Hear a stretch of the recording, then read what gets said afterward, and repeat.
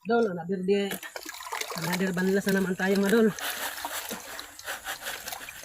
Magtagalig po tayo ngayon mga dol para makasabot po ang iba. Ito po ang tinatawag sa amin na banlasan. Sa iba tinatawag po na placer.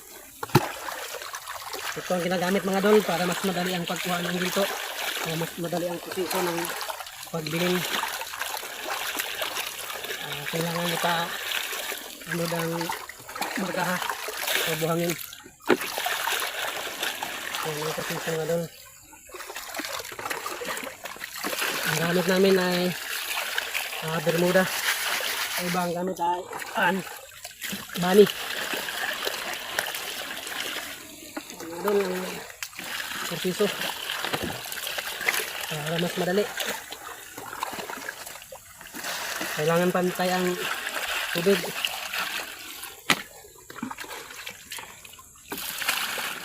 Mas sinungat dol sa suporta palagi. Hindi madali dol ang ganitong trabaho. Marami pang proseso.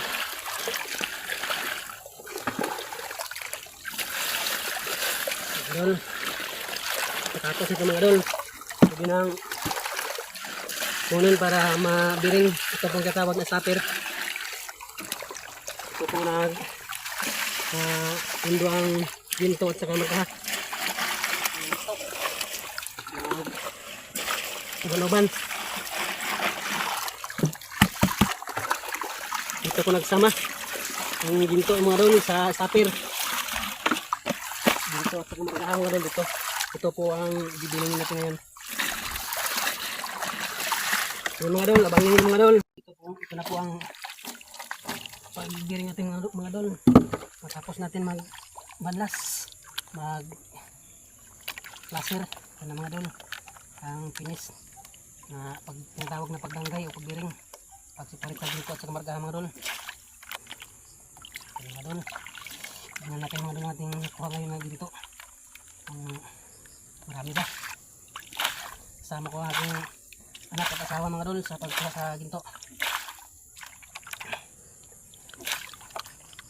Madali ang pagkuha sa ginto mga dol. Nagli kayod. Kayod kalabaw.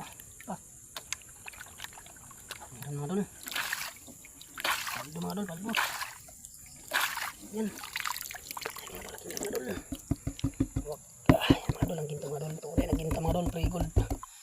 Yan. 24K mga dol. Kipalo ang share mga dol.